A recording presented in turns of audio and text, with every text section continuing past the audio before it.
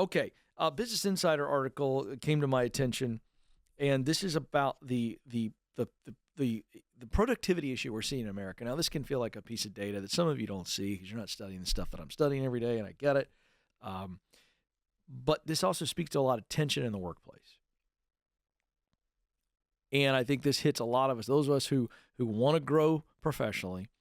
You're going to eventually grow yourself into a management or leadership role. This is just the reality, okay? And as we are in this really interesting time of multiple generations in the workplace, we have 5 right now, just to set the context for this.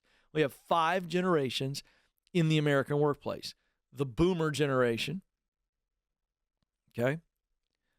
The Gen X generation, that's my generation. I'm sorry, I skipped one. I apologize.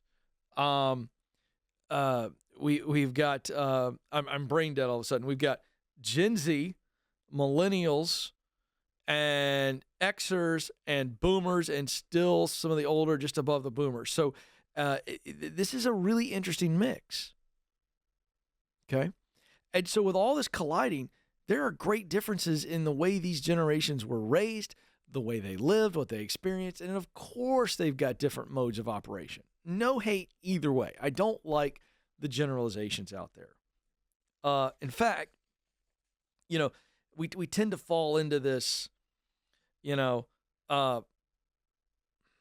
these metaphors or these insults about the lazy or sensitive young worker versus the old fart boomer who is unwilling to change. And I don't think that's correct across the board, number one, and I know it's not helpful. Okay? So let's dive into the numbers with that being the context that we've got this really interesting mix of generations working. Gen Z and millennial workers are seeing their productivity take a hit because of, this is from new data, friction with older generations. Okay? And I work with Gen Zers, and I see this. I see sometimes unintended friction with me in maybe how something is communicated, how something is done. I've experienced it myself. I'm raising Gen Z right now. So I certainly understand this, and I see this. And I think this is an important conversation. But Gen Z and millennial workers are saying, hey, my productivity is being affected by the older boomer or the cranky Gen Xer.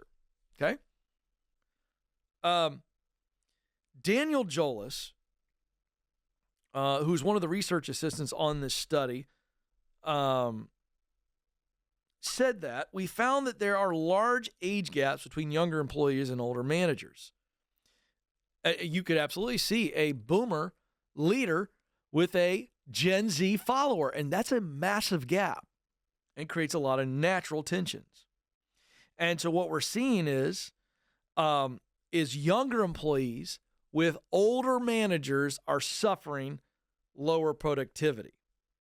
We're not seeing that in the case of, more on that in a second, older workers where the script is flipped. That's interesting. More on that in a minute. So here are the numbers. 37% of Gen Z and 30% of millennials say they aren't getting much done. By comparison, only 14% of boomers reported having trouble knocking out their to-do lists. Okay, now spare the jokes. Come on. Don't jump into the jokes right away. But this is the reality. Employees, now this is really interesting, and I touched on this a moment ago. Employees whose managers were more than 12 years older were almost 2 times as likely to say they had low productivity and nearly 3 times more likely to say they're extremely dissatisfied. So can we admit, leaders, can we admit that there's some stuff that's getting lost in translation? I don't know how you don't. There's some generational gaps. Look, the numbers are what they are. Now, some of you want to go, and here's the temptation. Well, this younger generation is just so flippant sensitive. They're a bunch of snowflakes. I've said stuff like that before, not categorizing an entire generation, but using the snowflake, analogy. And you can't just do that. There's just a different lens. In other words, leaders, can we just say this for simplicity?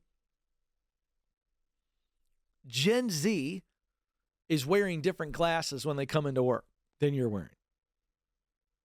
Millennials are wearing different glasses when they come into work than you're wearing if you're a Gen X or Boomer. Hey, listen, Boomers, not picking on you, but Gen X, we're wearing different glasses than you're wearing.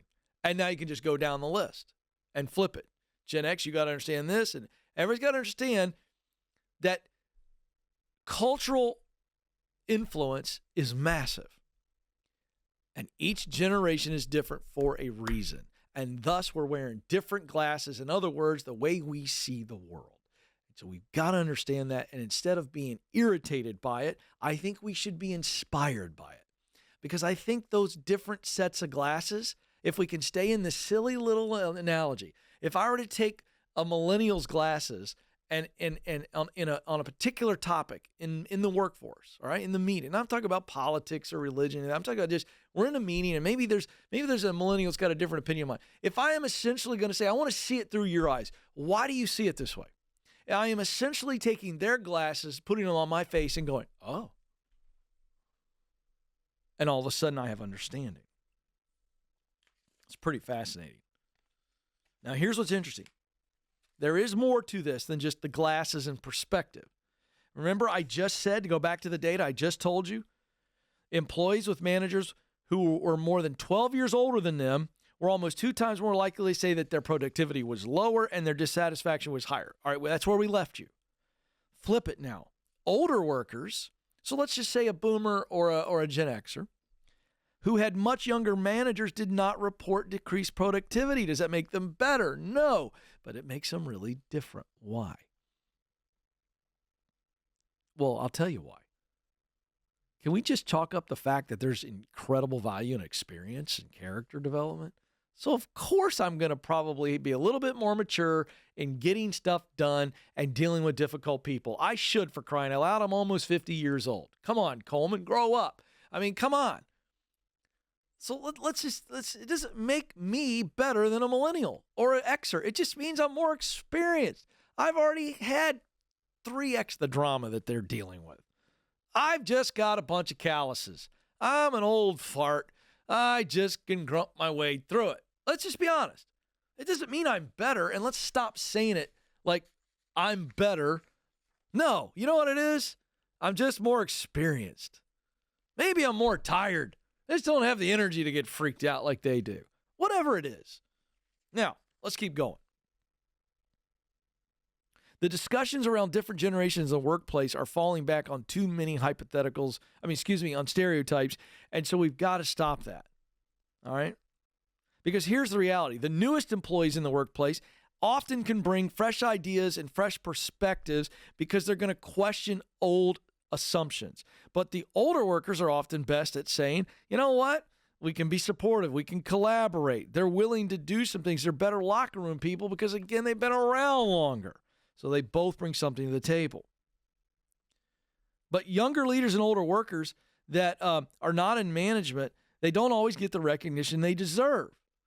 This is another leadership challenge. Hey, how about the older workers? You know what? They got more to offer than just they're eating grass and pasturing out there and we're eventually going to see them wander off. No, they got more to offer.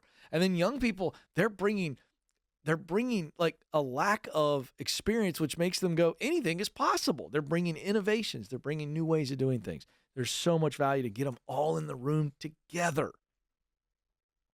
Because as our population is aging, we're going to have to create fulfilling environments for the older generation. And oh, by the way, you younger people and leaders, if you can match up in a buddy system your younger workers with your older workers, I think you could have a workforce that is a game changer. So instead of the divisions, let's take the best of each generation and let's put them together and let's challenge the old farts to be willing to try a new idea. Let's challenge the young whippersnappers to listen to an old person every once in a while and sit back and watch the magic happen. That's the leadership challenge before us in this age where we've got a lot of different generations and a lot of different viewpoints coming together to do something good.